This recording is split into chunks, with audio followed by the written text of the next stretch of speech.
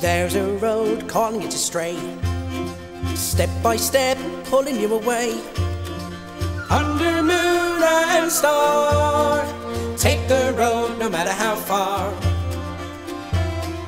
Where it leads no one ever knows. Don't look back, follow where it goes. Far beyond the sun. Hello and welcome to episode 11, which was taken at the Daly Waters Pub and is actually dedicated to the entertainment for the evening, a guy called Chilli, who's been performing at the Daly Waters Pub for quite some time. Episode's a little longer than usual, but I didn't want to cut him short, so I hope you enjoy his somewhat irreverent style.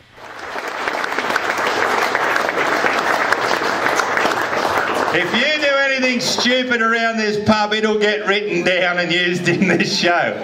And I got to tell you something, a couple of days ago, two women walked into the bar, and me and Lindsay that owns the pub in there, we were having a rum tea, and they walked in and they told us they got a shardy and they told us where they were going, and we looked them up and down. They were going to the dirtiest, filthiest place on the face of the earth, the Gibb River Road out in the Kimberley, and they're dressed in white pantsuits and high heel shoes. Yeehaw, here they go. Now you mob know all them repeater towers along the way, or those the big towers, right, the dishes on them, they're radio repeater tower. And she turned around to me and she said to me and Lynn, she said, "Can you boys answer a question? You're locals." And we go, "Yeah, we are, I suppose, yeah." Righto then, what are those big aerial thingies with the speakers on top? And I was just about to say and tell the truth, like I always do, and say, "Oh, they're radio repeater towers." And Lindsay butted in and said, "They're cattle calmers, love."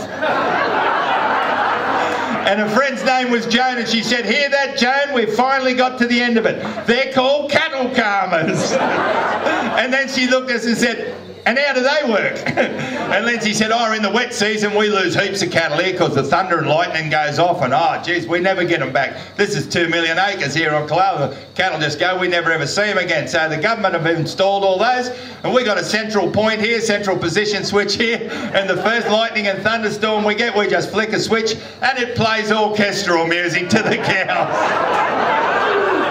And she said, "Well, I never expected technology to be out here."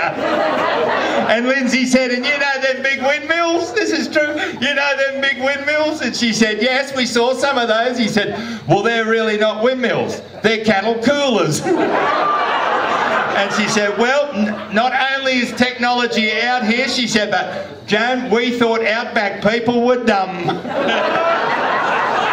And I had one just like her. I want to roll her because I had one just like her out in the Kimberley. I was a tour guide, and this is true. This is dead set truth. I'm taking this woman out. I used to do Aboriginal art tours and explain art to people. And my mate's flying the helicopter and he's late, so I've done his safety brief and I've told her the water's in under the seat and the EPIRB's in there, and don't get out the doors and walk back towards the tail rotor. Walk out the front, and we'll be flying in a Robinson 44, but it doesn't have any doors on it. Any questions? And she said to me, "Yeah, I got one." And I said, "Yeah, what is it?" And she said, "Well, if it doesn't have any doors on it, how are we going to get in?"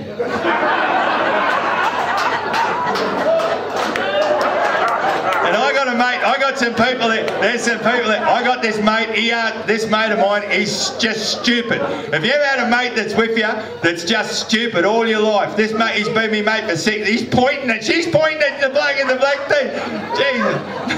Anyway, my mate Stocky's just stupid, but he's been my mate all these years. It's too late to shake him off now. Where's that mob that know where was it? The Wyndham Tavern, the Wyndham Tavern. You mob here, right? We're talking about it today.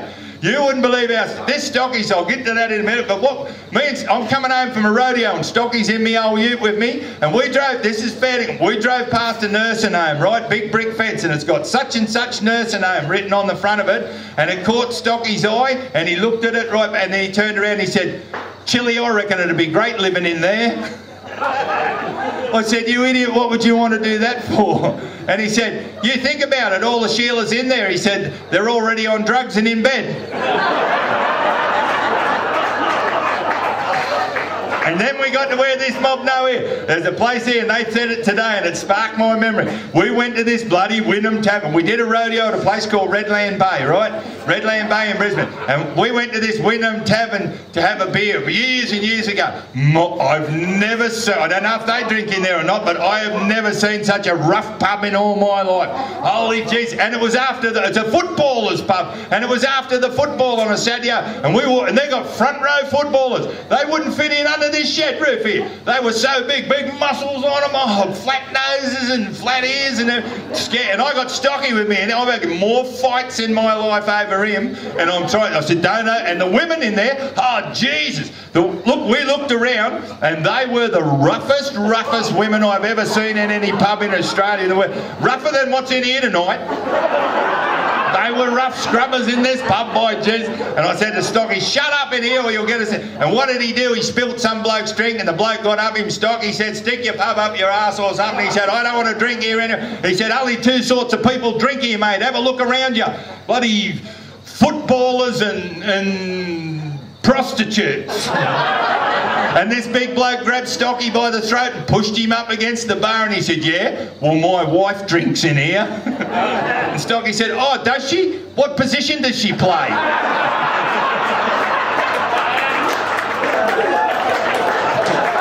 I used to love this. Me and Stocky used to work with this old bloke called Jack Webber. Used to love Jack Webber. Oh, geez, he's a funny bugger. Old Jack Webber is a big skinny fella. Jack Webber's a big skinny bloke. He's as big, skinny as that pole at the end of the stage here. And he's about 6'6", you know, and people used to take the mickey out of him for being skinny and tall. And one day we're out, and they're up him, the young blokes ringers were working on a place here, and he said, I don't care. He said, they're about them all giving me heaps about being skinny, Chilli. He said, I'm over that sort of. He said, because I'll tell you why. He said, in summertime when it's over 40 degrees and we're out fencing, he said, I'm the only bloke that can eat me smoko in the shade of a crowbar. And oh, geez, he was a good bloke, but he used to get everything asked about face, old Jack. He was an typical old stockman, but he used to try and be up to date on everything and get it all asked about face. And I rang him up from down south, and remember the GST had just come in, and that's when I rang him, and I said, what do you reckon about this GST coming out, Jack? And he said, oh, I don't know much about it, Chilli, but I doubt if it'll be as good as the Monaro. Oh, he's a funny bugger. And his missus was the crankiest. His missus was about this big and about this wide. Oh, Jesus, she was cranky. And fight. They was always fighting. Her and Jack was always fighting, day in and day out fighting. And I rang him up. It was a big wet, see, big wet up here we had. And I rang him up to see what the weather was like, and how much rain, how much water was around, what creeks were all full and everything. And he's telling me about this big wet and everything. And then he said, it's just been pouring. He said, for the last couple of weeks, non-stop. And he said, and the missus has just been standing there 3 days and 3 nights, just standing there staring through the window. And if something doesn't happen soon, I'm going to have to let her back in. Oh, he's a funny bugger. There's some people here tonight, right? I want to do some fun. There's some people here tonight, right, that live up in northern New South Wales, right, from up Kyogle, see, up there, yeah, right up the top there, yeah, right up. I want to do you a poem because they're homesick. So here's a poem about a little place called Nimbin.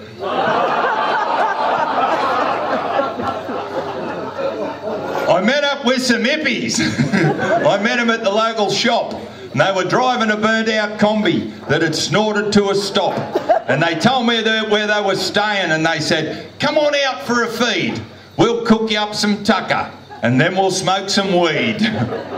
Well, me, I was astounded. Fancy being so damn poor, having to smoke weeds and can't afford tobacco anymore. So I bought 2 packs of Winnies and I stuffed them in me jeans. I thought the tucker won't be real flash there, I'll be lucky if it's beans. And they said, chamomile or lemongrass, as they handed me this tea. I said, oh, if it's hot and in a pot, it's all the same to me. But I felt sorry for them hippies, drinking tea made out of straw and having to smoke weed. God, it must be awful being poor. Well, they broke up all me Winnies. And then they mixed this green stuff in. That'd be the weed, I reckon. Then this black stuff from a tin. And he told me that was hashish. And I said, God bless you, thinking hippies is unhealthy, this poor bugger's got the flu. Then they passed me smoke around and then dropped something in me tea. I said, what the bloody hell was that stuff? He said, that's a bit of LSD. And that's when I woke up that this bloke's a little slow. He'd misunderstood me question. We went decimal years ago. Well, I was feeling a little bit weird by now.